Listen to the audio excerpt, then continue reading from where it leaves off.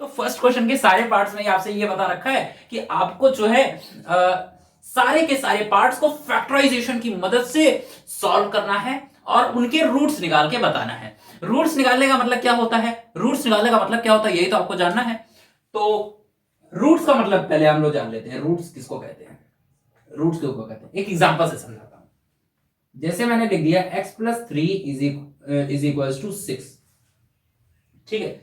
यानी कि ये जो x है ये एक वेरिएबल है, x की वैल्यू मुझे नहीं मालूम, यानी यहां पर कौन सा नंबर है मुझे नहीं मालूम, है ना। तो आपसे मैं पूछना चाहता हूं, आप मुझे बता सकते हो यहां पर कौन सा नंबर होगा। यहां पर अगर मैं जीरो रखूंगा, अगर मैं यहां पर जीरो रखूंगा तो 0+3 क्या हो जाएगा, 3 हो जाएगा, इज इक्वल टू 6। यानी 3 जो है 6 के बराबर है। ये बात कहां से सही बात है यार, 3 जो है 6 के बराबर कैसे हो सकता है ना। ये तो बात गलत है, यहां पे डज नॉट इक्वल टू लगाना चाहिए ना, अजीब बात है ना। अच्छा, जीरो ना रख के मैं यहां पे 1 रखता तो क्या होता, 1+3 इज इक्वल टू 6 होता। यानी 3+1 कितना होता है, 4 इज इक्वल टू 6। ये बात सही होती, ये भी बात नहीं सही है। अच्छा, 2 रख देता तो क्या होता, 2+3 इज इक्वल टू 6 होता। तो ये 5 इज इक्वल टू 6 होता, ये भी गलत होता। अगर मैं 3 रख देता, 3+3 इज इक्वल टू 6, तो क्या होगा, 3+3 क्या हो जाता, 6 इज इक्वल टू 6। हाँ, 6 जो है 6 के बराबर है, हाँ ये तो बात सही है। लेकिन ये बाकी सारी बातें ये सब सही है, नहीं सही है। यानी कि ये जो मैंने यहां पर रख दिया ना, जब मैंने क्या माना, जब मैंने x इज इक्वल टू 3 रखा, यानी जब मैंने x की वैल्यू कितनी रखी, 3 रखी, तो LHS और RHS बराबर आ रहा है ना। यानी जो हमारी इक्वेशन है वो एकदम सही आ रही है। देखो 6 इज इक्वल टू 6 आ रही है। इसका मतलब क्या है, इसका मतलब क्या है, इसका मतलब ये हुआ कि ये जो 3 है ना, ये जो 3 है ये मेरा रूट है। मतलब यानी ऐसा नंबर या ऐसी वैल्यू x की जिसको मैंने इक्वेशन में रखा तो एकदम सही से एकदम नजर आने लगा, सब कुछ एकदम साफ साफ, यानी LHS और RHS एकदम इक्वल आने लग गए, है ना। उसी तरह से आपको x की ऐसी वैल्यू बतानी है जिसको अगर मैं यहां पर रखूं तो ये भी एकदम वैसे ही बने, यानी LHS और RHS उसमें भी एकदम इक्वल आने लग जाए। तो ऐसा x आपको ढूंढना पड़ेगा, है ना। तो ये कैसे निकाला जाएगा, तो आपको इसमें करना क्या है, फैक्टराइजेशन की मदद से करना है। तो फैक्टराइजेशन हम उसकी वजह से हम करेंगे। फैक्टराइजेशन किया कैसे जाता है ये हम सीख लेंगे। फैक्टराइजेशन कैसे किया जाता है आपको मैं बता दूं, पहला और आखिरी नंबर मल्टीप्लाई करना है। पहले नंबर को आखिरी नंबर के साथ मल्टीप्लाई कर दो। तो पहला नंबर क्या है, 1 है, 1 को 10 के साथ मल्टीप्लाई कर दोगे, तो जैसे ही 1 को 10 के साथ मल्टीप्लाई करोगे तो 1 को 10 से करेंगे तो क्या होगा, 10 होगा ना। तो जो 10 आया है, जो 10 आया है उस 10 का आपको क्या ले लेना है, एलसीएम ले लेना है। उस 10 का क्या लेना है, एलसीएम ले लेना है। तो 10 का एलसीएम लोगे तो क्या होगा, 2 5 10, 5 1 5,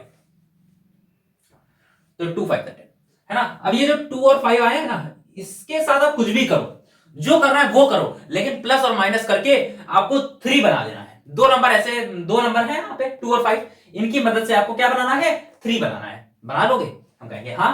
तो 5 - 2 इज इक्वल टू 3 हो जाएगा, है ना। लेकिन आपको क्या बनाना है, -3। यानी आप समझे नहीं मेरी बात, मेरी बात आप समझे नहीं। मैं ये कह रहा हूं एलसीएम से जो भी नंबर आए हैं उन नंबरों की मदद से आपको बीच वाला बनाना होता है। तो यहां पे -3 है तो आपको क्या बनाना है, 3 नहीं -3 बनाना है। तो -3 कैसे बनेगा, जब आप ये -3 कब आंसर देगा, जब 5 को आप माइनस दे दो। अगर आप 5 को माइनस दोगे तो इसको प्लस देना पड़ेगा, तभी तो माइनस होगा। नहीं तो अगर दोनों को माइनस दे दोगे तो माइनस माइनस प्लस हो जाएगा, तो ये -7 नहीं दे देगा, है ना। या इसलिए मैं कह रहा हूं 5 को माइनस कर दो, 2 को प्लस कर दो और आपको आंसर में -3 मिलेगा। लेकिन आपको तो -3x चाहिए, तो जब x 3x x में चाहिए तो सबको x दे दो, क्योंकि -5x प्लस का 2x क्या होता है, -3x ही होता है। हाँ, तो -3x की जगह पर हम लोग क्या रखेंगे, -5x प्लस का 2x रखेंगे। हमारा मकसद समझे कि नहीं, इसको 4 टर्म में बनाना था, है ना। ये अभी 3 टर्म में है ना, हमको क्या करना था, 4 टर्म में बनाना था। हमने इस तरीके का इस्तेमाल किया। आपको डायरेक्ट मैं ऐसे कुछ भी उल्टा सीधा मैं ऐसे ऐसे कर दूं, उल्टा सीधा आप कर तो लोगे लेकिन आप फैक्टराइज कर नहीं पाओगे ढंग से वैसे, इसलिए हम लोग इस तरीके का इस्तेमाल करते हैं। x स्क्वायर माइनस का 5x प्लस का 2x माइनस का 10 is equal to 0, is equal to 0। ये हो गया हमारा, ठीक है। हाँ, और अब यहां पर 2 2 का पेयर बना लो, 2 2 का पेयर बना लीजिए, ठीक है। 2 2 का पेयर बना लिया, है ना। अब आपको क्या करना है, अब आपको क्या करना है, उन 2 2 के जो पेयर बनाए हैं आपने उनमें से कुछ ना कुछ कॉमन ले लो। अब यहां पे कुछ कॉमन मिल रहा है, हाँ कहेंगे हाँ x कॉमन मिल रहा है, कॉमन लेने का मतलब समझते हो ना, ऐसा नंबर या ऐसी चीज, ठीक है, जो अंदर वाले जो दोनों है उन दोनों से को डिवाइड कर सके। एक्स जो है उस दोनों को डिवाइड कर सकता है। इसके पास एक्स स्क्वायर है, एक्स स्क्वायर का मतलब क्या हुआ 2x, तो एक एक्स कट जाएगा, एक एक्स बच जाएगा। यहां पे देखो माइनस का साइन लगा देंगे, यहां 5x है, एक एक्स कट जाएगा तो 5 बच जाएगा। यहां पे प्लस का साइन लगा दो, 2 मिल जाएगा कॉमन, क्योंकि देखो 2 इसको भी मार लेगा और 2 इसको भी मार लेगा। 2 इसको मार देगा तो क्या बचेगा x, और 2 इसको मार देगा, 2 5 से 10 हो जाएगा, इज इक्वल टू 0।